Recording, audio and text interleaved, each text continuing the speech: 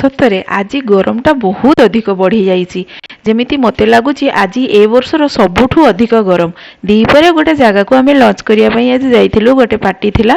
ସେଠୁ ଆସୁ ଆସୁ ଏତେ ଗରମରେ ଲାଗିଲା, ବହୁତ ଜ୍ୟାଦା ଗରମ। ତ କିଚେନକୁ ଆସିକି ଟିକେ ପାଣି ପିଇ ସାରିଲା ପରେ ଦେଖିଲି କିଚେନରେ ଏଇ ବେଲଟା ଥୁଆ ହେଇଛି।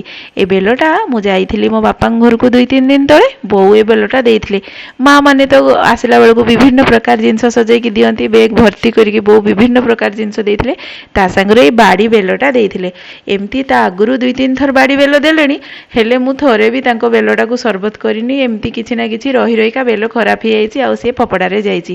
କିନ୍ତୁ ଏଥର ଭାବିଥିଲି ଏ ବେଲଟା ମୁଁ ନିଶ୍ଚିତ ବେଲପଣା କରିବି। ଆଜି ଯଦି ଏ ବେଲଟା ମୁଁ ପଣା ନ କରୁଛି, ପୁଣି 2-3 ଦିନ ଯଦି ରହିଯିବ, ଏମିତି ତ ବହୁତ ଗରମ ହେଉଛି, ଗରମରେ ବେଲଟା ଖରାପ ହେଇଯିବ, ପୁଣି ଏଟା ବି ଫପଡ଼ା ଯିବ। ଏ ବେଲପଣା ବନେଇଦେଲେ ହଜବେଣ୍ଡଙ୍କର ଭାରି ପ୍ରିୟ ପିଇବା ପାଇଁ। ସେଥିପାଇଁ ମୁଁ ଭାବିଲି ଯେତେ ବି ଗରମ ହଉ ପଛେ ଆଉ କାଳ ବିଳମ୍ବ ନକରି ଏ ବେଲଟା ମୁଁ ପଣା କରିବା ପାଇଁ ଲାଗି ପଡ଼ିଲି। ଏମିତି ତ ବେଲପଣାଟା ଖାଇଲେ ଆମ ସମସ୍ତଙ୍କ ପାଇଁ ବହୁତ ଫାଇଦା। ଏଇ ଟିକେ ବେଲଟାକୁ ଫଟେଇକି ତାକୁ ଟିକେ କୋରାକୋରି କରି ବାହାର କରିବା ତ ଶସଟା, ଏଇଟା ହେଉଛି ଟିକେ କଷ୍ଟ କାମ। ବାକି ଏଇଟା କରିସାରିଲେ ବେଲପଣାଟା ପିଇବା ପାଇଁ ଯେତିକି ସ୍ୱାଦିଷ୍ଟ, ତାର ଗୁଣ ମଧ୍ୟ ଠିକ୍ ସେମିତି ଅଧିକା। ଭିଟାମିନ୍ ସି ଯେହେତୁ ଏଥିରେ ଭରପୁର ମାତ୍ରାରେ ରହିଛି, ଏଥିରେ ବେଲପଣାଟା ଖାଇଲେ ଆମର କ୍ୟାଲସିୟମ ଥିବା ହେତୁ ଆମର ହାଡ଼ ବି ଷ୍ଟ୍ରଙ୍ଗ ରହେ। ତା ସହିତ ଆ ଦେହରେ ଫାଇବରର ମାତ୍ରା ଅଧିକ ଥିବା ହେତୁ ଆମର ପେଟ କ୍ଲିୟର କରେ। ଆଉ ତା ସହିତ ଡାଇବେଟିସ୍ ଲୋକଙ୍କ ପାଇଁ ମଧ୍ୟ ଏଇ ବେଲଟା ଖାଇବା ବହୁତ ଭଲ। ତ ଏଇଭଳିଆ ଏ ବେଲରେ ବିଭିନ୍ନ ପ୍ରକାର ଗୁଣରେ ଭରପୁର ତାର ଗୁଣ ରହିଛି। ତେଣୁ ବେଲଟା ଖାଇବା ସବୁବେଳେ ଆମ ଦେହ ପ୍ରତି ଭଲ ବୋଲି ଆମେ ସମସ୍ତେ ଜାଣିଛୁ। ତ ଏଇଠି ଆଉ ମୁଁ ବେଲଟାକୁ ତାର ଯେତିକି ବି ଭିତରେ ଶସ ଥିଲା ତାକୁ ଚାମଚରେ କୋରି ନେଇକି ପାଣି ଟିକେ ଦେଇକି ତାକୁ ମୁଁ ଛାଙ୍କୁଣିରେ ଭଲ ଭାବେ ଛାଙ୍କି ନେଲି, ଟିକେ ବି ଯେମିତି ତାର ଶସଟା ନଷ୍ଟ ନ ହେବ। 2 ଥର ତାକୁ ପାଣି ପକେଇକି ବେଲର ଗୁଦା ଗୁଡ଼ାକୁ ମୁଁ ତାକୁ ଅଲଗା କରିଦେଲି, ତାର ଯାହା ବି ମଞ୍ଜି ଆଉ ସିଠା ରହିଥିଲା ଆଉ ବେଲଟା।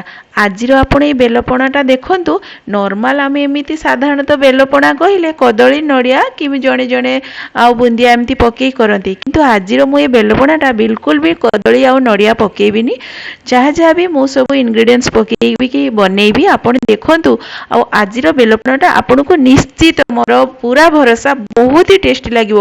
ଆଉ ଆପଣ ଥରେ ଏମିତି ବେଲପଣା ବନେଇକି ଖାଇଲେ ଆପଣ କଦଳୀ ନଡ଼ିଆ ପକେଇକି ବେଲପଣା ଖାଇବା ପୁରା ଭୁଲିଯିବେ।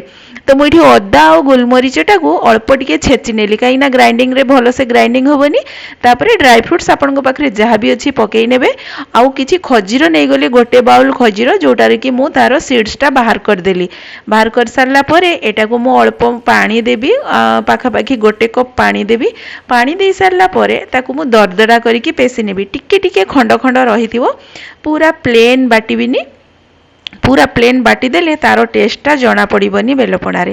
ତ ସେଥିପାଇଁ ମୁଁ ତାକୁ ଟିକେ ଦରଦରା କରିକି ବାଟିଲି। ଦରଦରା କରିକି ବାଟି ସାରିଲା ପରେ ବେଲଟାକୁ ଯେଉଁ ଆମର ଏଇଠି ମୁଁ ବାହାର କରିକି ରଖିଥିଲି ପାଣି ଦେଇକି, ଆଉ ତା ଦେହରେ ଏଇଟାକୁ ମୁଁ ମିଶାଇ ଦେବି। ମିଶାଇ ଦେଇ ସାରିଲା ପରେ ଏଇଟା ଆମେ ଯେହେତୁ ପୁରା ହେଲ୍ଦି ଡ୍ରିଙ୍କସ୍ ବନାଉଛେ, ସଫା ଚିନିଟା ପକେଇକି ଯଦି ଆମେ ବେଲପଣାରେ ଖାଉଛେ ନା, ସେଇଟା ବିଲକୁଲ ଆମ ପାଇଁ ହେଲ୍ଦି ନୁହଁ।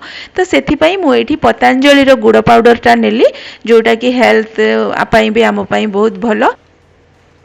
ଏମିତି ତ ବେଲପଣାଟା ବହୁତ ଟେଷ୍ଟି ହେଇସାରିଲାଣି, କିନ୍ତୁ ଯେହେତୁ ଆଜି ଏତେ ଗରମ, ଆଇସ୍ ନ ପକେଇକି ଏ ବେଲପଣାଟା ପିଇଲେ ସେତିକି ଆତ୍ମଶାନ୍ତି ଲାଗିବନି। ତ ସେଥିପାଇଁ ପ୍ରଥମେ ସବୁ ଗ୍ଲାସ୍ ଗୁଡ଼ାରେ ଆଇସ୍ ନେଇଗଲି, ତାପରେ ବେଲପଣାଟାକୁ ଦେଇଦେବା। ଯେତେ ଗ୍ଲାସ୍ ଭରିକି ମୁଁ এই ବେଲପଣା ଗୁଡ଼ାକୁ ଦେଇଦେବି।